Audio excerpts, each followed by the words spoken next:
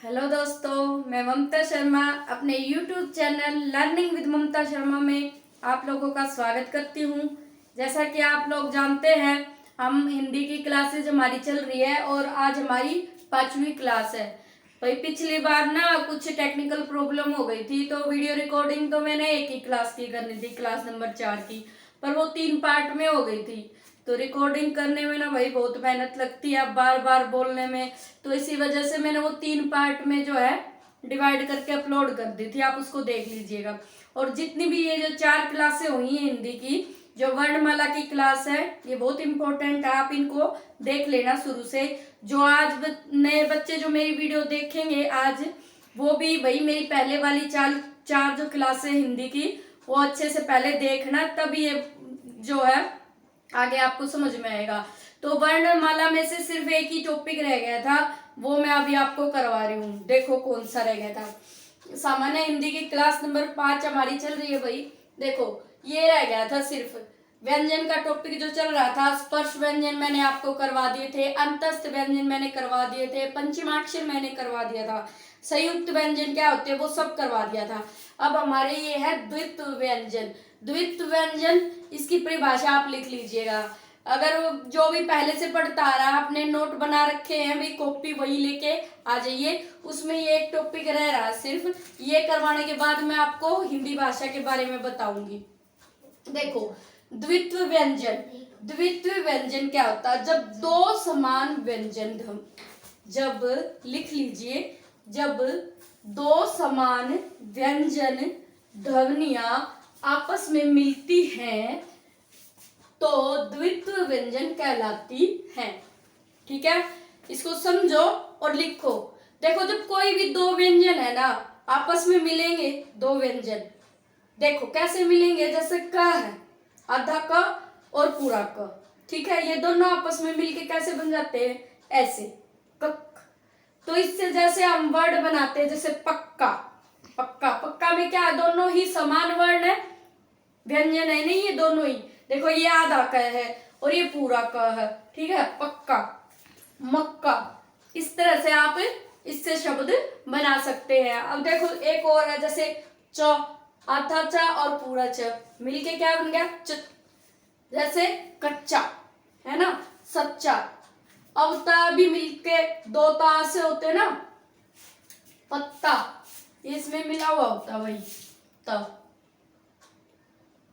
इस पूरे त में एक पूरा त एक आधा त, ऐसे मिला हुआ होता है, पत्ता, छत्ता। तो ये तो इस तरह से सिर्फ यही टॉपिक रह गया था, ये एक छोटी सी बात रह गई थी। द्वित्व व्यंजन क्या होते हैं? तो द्वित्व व्यंजन वे होते हैं जब दो समान ध्वनियां आपस में मिलती हैं तो द्वित्व व्यंजन कहलाते हैं। ठीक है, जैसे हो गए ना भाई, ये का मिलके पक्का, मक्का, ऐसे वर्ड, चा मिलके कच्चा, सच्चा, है ना, और प से मिलके पत्ता और छत्ता। तो ये इतना ही टॉपिक रह गया था वर्णमाला से। ठीक है, अब आगे हम एक नया टॉपिक शुरू करेंगे। ठीक है, अब देखो भाई, जो वर्णमाला का टॉपिक हमारा कंप्लीट हो गया था। आज मैं नया टॉपिक आपको पढ़ा रही हूँ, हिंदी भाषा के क्षेत्र। मतलब हिंदी भाषा जो है हमारी, वो कहाँ कहाँ बोली जाती है। ठीक है, देखो जो हमारा भारत देश है ना, इसके उत्तर में और मध्य में ही थोड़ी सी ये जो हिंदी भाषा बोली जाती है, इसके दक्षिण में हिंदी भाषा नहीं बोली जाती है। तो इसके जो हिंदी भाषा के जो क्षेत्र है ना, हिंदी भाषी क्षेत्र, मतलब जहाँ पर हिंदी बोलने वाले लोग हैं, उनके बारे में बता रही हूँ भाई, वो कौन कौन से हैं। देखो हिंदी भाषी क्षेत्र, इसके अंतर्गत 9 राज्य आते हैं और एक जो हमारा है केंद्र शासित प्रदेश दिल्ली। ठीक है, 9 राज्य और एक हमारा केंद्र शासित प्रदेश दिल्ली। और वो 9 राज्य कौन कौन से हैं भाई? एक तो राजस्थान है, एक हरियाणा है, उत्तर प्रदेश है भाई, मध्य प्रदेश है, छत्तीसगढ़ है, झारखंड है, और यूपी, बिहार, यूपी तो उत्तर प्रदेश हो गया, बिहार है, और उत्तराखंड है, और हिमाचल प्रदेश है। ठीक है, ये हमारे 9 राज्य हैं और एक हमारी क्या है? दिल्ली, केंद्र शासित प्रदेश हमारा दिल्ली। तो जो हिंदी भाषी क्षेत्र है उसमें हमारे 9 राज्य ही आते हैं और ये क्या है, जो हमारे भारत की जनसंख्या के इन 9 राज्य है और एक हमारा जो दिल्ली है केंद्र शासित प्रदेश, इसमें क्या है भाई, पूरे भारत के जो कुल जनसंख्या ना उसके सिर्फ 43%, 43% लोग ही रहते हैं। मतलब कहने का मतलब क्या है कि 9 राज्यों में जहाँ पर हिंदी बोली जाती है और एक हमारा केंद्र शासित प्रदेश, हमारी भारत की जो पूरी जनसंख्या है ना उसका सिर्फ 43% ही लोग जो है वो हिंदी बोलते हैं। ठीक है भाई, देखो हिंदुस्तान हमारे जो है भारत का जो दूसरा नाम भी है हिंदुस्तान, और इसके सिर्फ 43% ही लोग जो है हिंदी बोलते हैं। बाकी दक्षिण में तमिल, तेलुगु, वहाँ पे दूसरी भाषाएं हैं, उनका फिर कभी जिक्र होगा। आज हम अपनी हिंदी के बारे में ही बातें कर रहे हैं, तो हिंदी का आप याद कर लेना। देखो ऐसे क्वेश्चन आते हैं, जो हमारी हिंदी है उसकी जो कितनी उपभाषाएं हैं और कितनी बोलियां हैं, उसको कितना जो है उनको कौन से क्षेत्र में वो बोलियां और वो भाषाएं बोली जाती हैं, तो इनसे रिलेटेड क्वेश्चन आ जाते हैं। जो ये मैंने ये सारणी बना रखी है ना, ये मैं अभी आपको समझाऊंगी। उससे पहले कुछ बेसिक चीजें आप समझ लो। बेसिक चीजें क्या हो गई, जैसे बोली। बोली क्या है, भाषा का एक छोटा रूप है भाई। देखो बोली क्या होती है, एक छोटे से क्षेत्र में बोली जाने वाली भाषा है ना। अगर एक छोटा सा क्षेत्र है वहां पर कुछ बोली जा, मतलब जो भी आपस में लोग बातें करते हैं, जैसे अब हम कहाँ रहते हैं, हम हरियाणा में रहते हैं ना, तो हमारी हरियाणवी ही बोली है ना। तो ये एक जो है थोड़े से क्षेत्र में, छोटे से क्षेत्र में अगर जो भी छोटे से क्षेत्र में जो बोली जाती है भाषा, वही बोली कहलाती है। ठीक है, और एक और बात इसमें ना, इसमें जो बोली हमारी होती है इसमें साहित्य की रचना कभी भी नहीं होती। फिर बोली से एक बड़ा रूप आता है हमारा उपभाषा का। ठीक है, उसकी भी आप परिभाषा लिख लीजिए, उपभाषा। ठीक है, उपभाषा, बोली के ऊपर क्या आ गई, उपभाषा। उपभाषा क्या होती है, अगर किसी बोली में साहित्य की रचना होने लग जाए भाई, मतलब साहित्य की रचना होने लग जाए, जैसे ये जो हमारे लेखक कवि होते हैं ये लिखने लग जाए उपभाषा में, तो वह क्या हो जाएगी, उस क्षेत्र का विस्तार हो जाएगा, और विस्तार होने की वजह से वो क्या बन जाएगी, उपभाषा बन जाएगी। ठीक है, आपको समझ में आया। बोली क्या होती है, बोली क्या होती है, एक छोटे से क्षेत्र में बोले जाने वाली भाषा को हम बोली कहते हैं। ठीक है, और फिर उपभाषा, इसके ऊपर उपभाषा आ जाती है। उपभाषा क्या होती है, अगर उस किसी बोली में कोई साहित्य रचना होने लग जाए, ठीक है, जैसे भाई उपन्यास लिख दिए, कहानियां लिख दी, अच्छा कविताएं लिख दी, ये सब अगर लिख दिए जाए, ये रचनाएं होने लग जाए, तो उस भाषा का क्या हो जाएगा, उसका विस्तार होने लग जाएगा। और अगर उसका विस्तार हो गया तो वो क्या बन गई, हमारी उपभाषा बन गई। ठीक है, अब मैं आपको बताती हूँ हिंदी की उपभाषाएं व बोलियां। ठीक है, इनका वर्गीकरण किसने किया भाई, इनका वर्गीकरण सबसे पहले जॉर्ज गियर्सन ने किया था। ठीक है, आपसे क्वेश्चन आ जाता है कई बार, हिंदी की भाषाओं और उपभाषाओं का जो है वर्गीकरण सबसे पहले किसने किया था, तो जॉर्ज गियर्सन ने किया था। याद कर लेना भाई ये चीजें। ठीक है, अब आगे देखो हिंदी की उपभाषाएं में बोलियां। अब ये है ना, हमारी जो हिंदी भाषा है, आपको बता दिया मैंने 9 राज्य और एक केंद्र शासित प्रदेश में बोली जाती है। अब यहाँ पे भी इसके अनेक रूप है भाई, अलग अलग है, वो कैसे है वो बताऊंगी। ये 5 तो इनको उपभाषाओं में बांट दिया, किसको, हिंदी को। हिंदी की 5 उपभाषाएं बना दी। उपभाषा मैंने बता दिया आपको क्या होती है, बोलियों का मतलब वह भाषा, उपभाषा क्या होती है जब उसमें साहित्य रचना होने लग जाती है तो वो उपभाषा बन जाती है। अब इसकी ये है बोलियां। अब ये ना हमारी, ये कहाँ कहाँ बोली जाती है, ये मैंने यहाँ लिख दिया है। तो ये क्वेश्चन यहाँ से बहुत रिपीट होते हैं क्वेश्चन, और वो कैसे होते हैं वो मैं अभी आपको बताऊंगी। अब देखो पहले राजस्थानी बोली, उपभाषा सॉरी, पहली उपभाषा आप याद करो क्या है, राजस्थानी। अब आप जानते हो राजस्थान बहुत बड़ा है, सभी जानते हैं कि पूरे जो हमारा भारत है सबसे बड़ा जो राज्य है कौन सा है, राजस्थान है। तो उसमें वही देखो कितनी भाषाएं हो गई, वो इसमें देखो मारवाड़ी हो गई। मारवाड़ी कहाँ बोली जाती है, पश्चिम राजस्थान में। अब देखो जो पश्चिम वाला राजस्थान का पार्ट है ना, उसमें मारवाड़ी बोली जाती है भाई। फिर जो जयपुरी या ढूढानी, जयपुरी या ढूढानी एक ही है ये बोली, ये बोली जाती है हमारी पूर्वी राजस्थान में। ठीक है, और फिर मेवाती। मेवाती कहाँ बोली जाती है? हमारी उत्तर राजस्थान में। और मालवी का कहाँ बोली जाती है? दक्षिणी राजस्थान में। अब देखो राजस्थान बहुत बड़ा देश है, तो इसमें कितनी बोलियां हो गई हमारी? 4 बोलियां हो गई। ठीक है, जो हमारी हिंदी भाषा की जो 17 बोलियां है ना, उनमें से 4 बोली तो खाली राजस्थान में हो गई। तो ये सारी कहाँ बोली जाएंगी? इनका मुख्य क्षेत्र क्या हो गया भाई? राजस्थान। अब आपको ना देखो, आप ये कहोगे कि मैम ये तो हम बुक से भी पढ़ लेंगे, है ना, इसमें आप क्या नया समझा रहे हो? देखो, अगर आप इनको ध्यान से सुनोगे ना, मैं जो बता रही हूँ इनको आप ध्यान से सुनोगे तो आपको याद करने में ना कोई प्रॉब्लम नहीं होगी, बहुत जल्दी आपको ये याद हो जाएंगी चीजें। ठीक है, आप कैसे याद करोगे? हमने याद कर लिया भाई राजस्थान, ठीक है, राजस्थान याद कर लिया। राजस्थान भाई बहुत बड़ा देश है, तो बहुत बड़ा राज्य है, तो इस राज्य में ही क्या हो गई? 4 हमारी बोलियां हो गई। कौन कौन सी हो गई?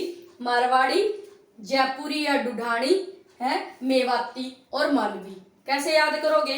अब आपको क्वेश्चन क्या आएगा पेपर में? आपको दे देगा ये मालवी और आपसे पूछ लेगा मालवी जो है ये कौन सी बोली है, या कौन से क्षेत्र की बोली है, या कौन सी उपभाषा की बोली है। तो ये कौन सी उपभाषा की बोली है भाई? राजस्थान। इसकी उपभाषा क्या है? राजस्थान, है ना, राजस्थानी। तो राजस्थानी उपभाषा की बोली कौन सी आ गई? मालवी। और ये कहाँ पर बोली जाती है? अगर इसका क्षेत्र पूछा जाए आपको मालवी का, तो आप क्या बताओगे? राजस्थान। तो इस तरह से क्वेश्चन बनेंगे। अब मारवाड़ी पूछ लेगा आपको कि मारवाड़ी बताओ कौन सी बोली है, तो आप क्या बताओगे? मारवाड़ी पश्चिमी राजस्थानी बोली है। और ये जो है इसकी उपभाषा अगर आपसे पूछ लिया जाए तो आप क्या बताओगे? राजस्थानी इसकी उपभाषा है, और क्षेत्र तो इसका राजस्थान ही है। तो आप देखो, ये आपको वर्ड भी ना याद करने में कैसे आसानी रहेगी। जयपुरी आ गया, जयपुरी से तो आप समझ ही जाओगे जयपुर कहाँ पर है? राजस्थान में तो है। तो इसको तो याद करने की इतनी जरूरत ही नहीं है। ये है ना पूर्वी राजस्थान में बोली जाती है, जयपुरी या ढूंढानी। ढूंढानी इसका ये भी वर्ड आ सकता है, ढूंढानी। ढूंढानी कहाँ पर बोली जाती है भाई? पूर्वी राजस्थान में। ठीक है, ध्यान से सुनना। मारवाड़ी कहाँ बोली जाती है? पश्चिमी राजस्थान में। और मेवाती कहाँ बोली जाती है? उत्तरी राजस्थानी। ठीक है, मेवाती जो बोली है वो राजस्थानी की है, इसका क्षेत्र राजस्थान हो गया, और उत्तरी जो राजस्थान है वहां पर ये मेवाती बोली जाती है। मेवाती, मालवी और मारवाड़ी कैसे सेम सेम हो गए ना, और जयपुरी। तो आपको याद हो जाएगा ये कौन सी उपभाषा की बोलियां हैं? राजस्थानी की। कैसे याद करोगे? राजस्थानी वर्ड ही नहीं लग रही है। मारवाड़ी ऐसे हो रहा है ना थोड़ा सा फील, जैसे राजस्थानी वर्ड है। मालवाड़ी, मेवाती, मालवी, जयपुरी, ढूंढानी, ये वर्ड ही ऐसे फील हो रहे हैं भाई जैसे राजस्थान के हैं। तो इसको ऐसे याद कर लेना आप। ठीक है, अब नेक्स्ट आती है हमारी दूसरी पश्चिमी हिंदी। इससे क्वेश्चन हमेशा बनता है पश्चिमी हिंदी से। वो कैसे बनता है? आपको एक भी इसमें से बुंदेली दे दिया, या फिर आपको कन्नौजी दे दिया, है ना, तो ये पूछेगा जो बुंदेली है वो कौन सी उपभाषा की बोली है, तो आप क्या बताओगे? पश्चिमी हिंदी की है।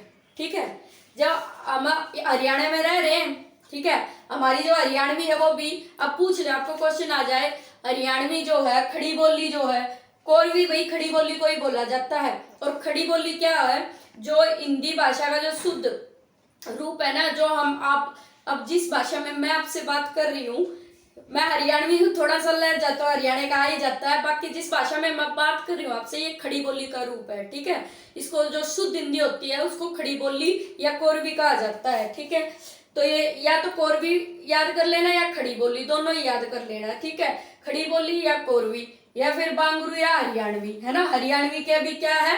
हरियाणवी को बांगरू बोल दिया जाता है। फिर इसके अंदर ब्रिज भाषा, बुंदेली, कन्नौजी। अब जो हमारी पश्चिमी हिंदी ना भाई, इसके अंदर खाली 5 बोलियां इसके अंदर आ जाती हैं। ठीक है, अब 4 बोली किसके अंदर आ गई? हमारी राजस्थानी के अंदर। तो हमें याद कितनी बोलियां करनी है भाई? 17 बोलियां याद करनी है ना। 17 बोलियों में से कौन कौन सी बोली कौन सी उपभाषा के अंतर्गत आती है? तो आपको राजस्थानी उपभाषा के अंतर्गत 4 बोलियां याद होगी होंगी। कौन कौन सी? मालवी, मारवाड़ी, जयपुरी या ढूंढानी, या फिर मेवाती हो गई होंगी ना। अब इसी तरह हम पश्चिमी हिंदी की बात कर रहे हैं। पश्चिमी हिंदी में 5 बोलियां आ जाती हैं। तो सबसे पहले तो हरियाणवी याद कर लो भाई, है ना, हम हरियाणा के, तो हरियाणवी को दूसरा रूप क्या है? बांगरू। ठीक है, और एक कोरवी खड़ी बोली जो दिल्ली में भी बोलते हैं लोग। आम जो हम शहरों में बात करते हैं, जो भाषा का, हिंदी भाषा का जो शुद्ध रूप है वो खड़ी बोली या फिर कोरवी है। ठीक है, अब दो ये हो गई याद आपको। अब इसको आपको क्या क्या याद करना है, और इसके अंदर ब्रिज भाषा, बुंदेली और कन्नौजी। इसके क्षेत्र कौन कौन से हैं भाई? देखो, एक तो ये हरियाणा में बोली जाती है, एक उत्तर प्रदेश में बोली जाती है। अब उत्तर प्रदेश भी बहुत बड़ा राज्य है ना भाई, तो उत्तर प्रदेश में भी बहुत सारी बोलियां बोली जाती हैं, आगे भी आएंगी इसमें। ठीक है, तो ये जो कोरवी, खड़ी बोली, बांगरू, हरियाणवी, खड़ी बोली को ही कोरवी कहा जाता है। आपसे क्वेश्चन भी या तो कोरवी दे देगा या खड़ी बोली दे देगा, तो आपसे पूछ लेगा ये कौन सी उपभाषा की बोली है, तो आप क्या बताओगे? पश्चिमी उपभाषा की ये बोली है। दूसरा आपसे पूछ लिया जाए हरियाणवी या बांगरू ये किस भाषा की उपभाषा की बोली है, तो आप क्या बताओगे भाई? ये पश्चिमी हिंदी की उपभाषा की बोली है।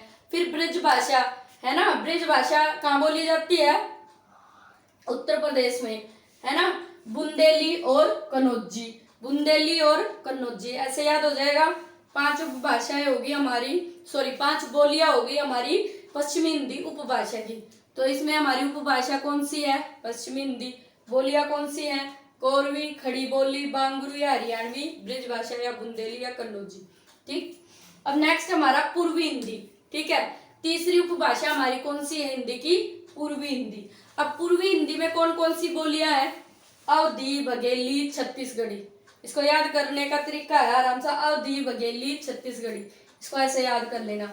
अब देखो, अवधी, बघेली, छत्तीसगढ़ी ये कहाँ पर बोली जाती है?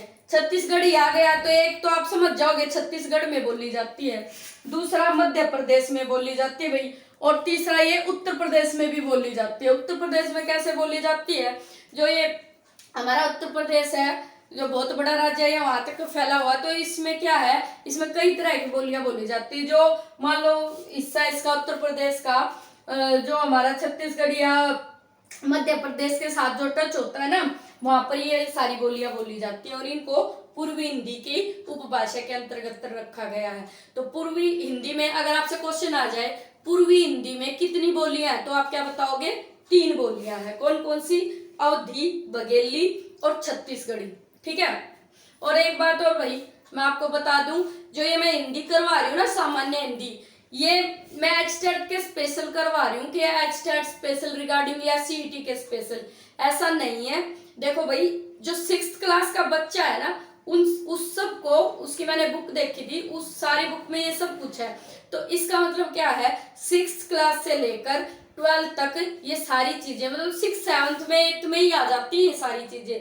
तो 6th या 7th क्लास के बच्चे को भी ये सब चीजें आनी चाहिए, पर ऐसा है नहीं, स्कूलों में चीजें पढ़ाई नहीं जा रही हैं। मैंने खुद ही देखा है, मेरे बच्चे हैं, उनकी क्लासेस में नहीं पढ़ाई जा रही, उनकी बुकों में है ये सब कुछ, पर उनको क्लासों में करवाया नहीं जा रहा है। ठीक, तो आप इसको ना, जो भी इस वीडियो को जो भी देख रहा है, तो ये ना समझे कि ये हमारे काम की नहीं है। जो 6th स्टैंडर्ड का बच्चा है उसके काम की भी है, 7th का उसके काम की भी, 8th का उसके काम की भी, तो ये सबके काम की है ना। सामान्य हिंदी को कोई भी पढ़ सकता है, जो भी किसी एग्जाम की तैयारी कर रहा है, या फिर कोई जो क्लासेस में है 12th तक या BA तक, उन सबको ये चीजें पता होनी चाहिए। ये जनरल है, हमारी सामान्य हिंदी है।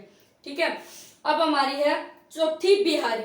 ठीक है, बिहारी, बिहारी से आप समझ गए होंगे भाई, बिहार में बोली जाएगी, और जो बिहार के साथ जो उत्तर प्रदेश का इलाका लगता है ना, ये वहां भी बोली जाती है, क्योंकि उत्तर प्रदेश बहुत बड़ा है ना। तो बिहारी में कितनी है? बिहारी में भी भाई 3 बोलियां हैं। बिहारी हमारी क्या है? उपभाषा, और इसके अंदर 3 बोलियां हैं। कौन कौन सी हैं? भोजपुरी, मगही, मैथिली। अब देखो, भोजपुरी, मगही, मैथिली याद हो जाएगी, है ना। भोजपुरी, मगही, मैथिली। अब भोजपुरी में ना बहुत ज्यादा हमारे जो साहित्य रचना है, बहुत ज्यादा इसमें भोजपुरी भाषा में हो रखी है। अवधी में भी बहुत सारी है, तुलसीदास जी ने भी कर रखी है। अब हमारी पहाड़ी आ जाती है। ठीक है, 5वीं हमारी जो उपभाषा है वो क्या है? पहाड़ी। ठीक है, 5वीं उपभाषा पहाड़ी, और इसके अंदर सिर्फ 2 ही बोलियां हैं भाई, है ना, कुमाऊनी और गढ़वाड़ी। अब इससे आप समझ जाओगे कुमाऊनी और गढ़वाड़ी से कि पहाड़ी भाषाएं लग रही हैं, पहाड़ी इलाका सा लग रहा है ना, फील ही हो रहा है कुमाऊनी गढ़वाड़ी को बोलने से कि ये पहाड़ की होंगी। अब पहाड़ कहाँ है भाई, उत्तर में हमारे, या तो हिमाचल प्रदेश में ज्यादा पहाड़ या उत्तराखंड में है, तो ये वहां ही बोली जाएंगी, दोनों ही कहाँ बोली जाएंगी भाई, कुमाऊनी और गढ़वाड़ी पहाड़ों में बोली जाएंगी। तो पहाड़ हमारे कहाँ है, पहाड़ हमारे उत्तर प्रदेश सॉरी उत्तराखंड और हिमाचल प्रदेश में ही तो है। तो इस तरह से आप इनको याद कर लीजिएगा। इनमें से ना क्वेश्चन आते हैं, ये सीईटी एग्जाम में भी यहाँ से क्वेश्चन बन सकता है और एचटेट में तो जरूर बनेगा भाई, क्योंकि इस टॉपिक से ना क्वेश्चन आता है कई बार। ये बच्चों को ना बड़ा कंफ्यूजन होता है कि कैसे इसको याद करें, कितनी बोलियां है। तो आपको क्या याद करना है भाई, आपको याद करना जो हमारी हिंदी भाषा है उसकी, जो हमारे 9 राज्य है हमारे पूरे भारत में, कम से कम 9 राज्यों में और 1 केंद्र शासित प्रदेश में हमारी हिंदी बोली जाती है। और हिंदी को भी जो वर्गीकरण है वो जॉर्ज गियर्सन ने किया था सबसे पहले। ये पॉइंट याद कर लेना, ये आता है क्वेश्चनों में, मैंने देखा हुआ प्रीवियस ईयर पेपर में। नेक्स्ट आप इसको याद कर लेना कि हिंदी की जो है 5 उपभाषाएं हैं और 17 बोलियां हैं, और इनके क्षेत्र कौन कौन से हैं वो आपको याद करना। आपसे कुछ भी पूछ लेगा, ये आपको बघेली दे देगा तो आपको पूछेगा क्वेश्चन बघेली जो कौन से क्षेत्र में बोली जाती है, तो आप क्या बताओगे, मध्य प्रदेश और छत्तीसगढ़ में बोली जाती है। फिर आपसे पूछ लिया जाए जो बघेली है वो कौन सी उपभाषा की बोली है, तो आप क्या बताओगे, बघेली पूर्वी हिंदी की बोली है। तो ये सब चीजें आपको याद करनी पड़ेंगी, ठीक है। आई होप आपको क्लास ना अच्छी लगी होगी। इसको क्लास 5 जो 5 है, ये टॉपिक वैसे शुरू में करवाना चाहिए था, वर्ण विचार से भी पहले हिंदी भाषा का जो हमारा है कैसे हुआ, कितनी इसकी बोलियां हैं, ये सब कुछ मुझे पहले ही करवा देना चाहिए था, तो मैंने इसलिए ही आज करवा दिया। वैसे शब्द का जो टॉपिक है, अब नेक्स्ट टॉपिक मैं जो करवाऊंगी आपको शब्द के बारे में करवाऊंगी। अब देखो वर्ण हमने पढ़ लिया, हिंदी भाषा के हमने क्षेत्र पढ़ लिए, कहाँ कहाँ हमारी बोलियां कौन कौन सी। अब वर्ण विचार के बाद इसके बाद शब्द विचार करेंगे भाई। अगली क्लास में हम शब्दों के बारे में पढ़ेंगे, शब्द कैसे बनते हैं और किस किस आधार पर उनका वर्गीकरण किया गया है, सब कुछ आपको शब्द का टॉपिक नेक्स्ट होगा हमारा। Thank you.